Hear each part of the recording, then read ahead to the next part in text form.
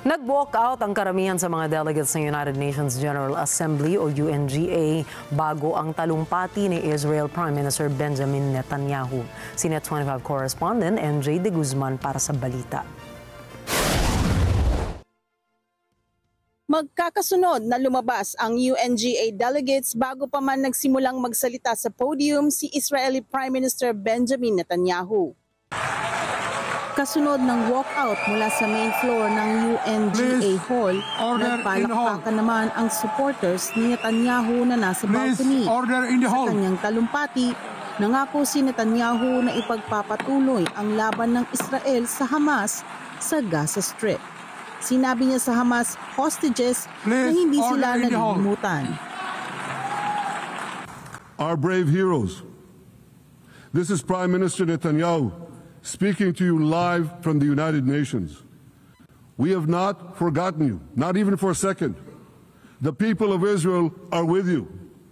We will not falter and we will not rest until we bring all of you home. Ayon kay Netanyahu, pinalibutan niya ang Gaza ng malalaking speakers na konektado sa kanyang mikropono sa pag-asang maririnig ng mga bihag ang kanyang mensahe. Thanks to special efforts by Israeli intelligence, my words are now also being carried. They're streamed live to the cell phones of Gazans.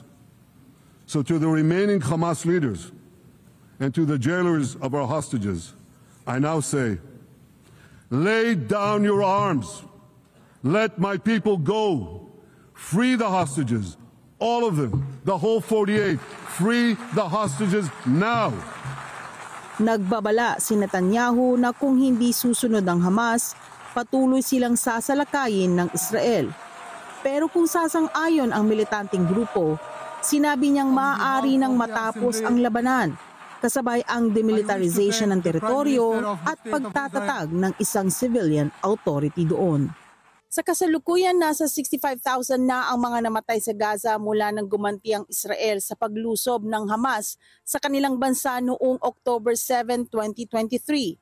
Ikinamatay iyon ng 1,200 na katao at ikinabihag ng higit 250 hostages. Pinaniniwala ang 48 pa sa hostages ang hawak ng militanteng grupo. NJ De Guzman para sa Mata ng Agila International, trusted, connected, on point.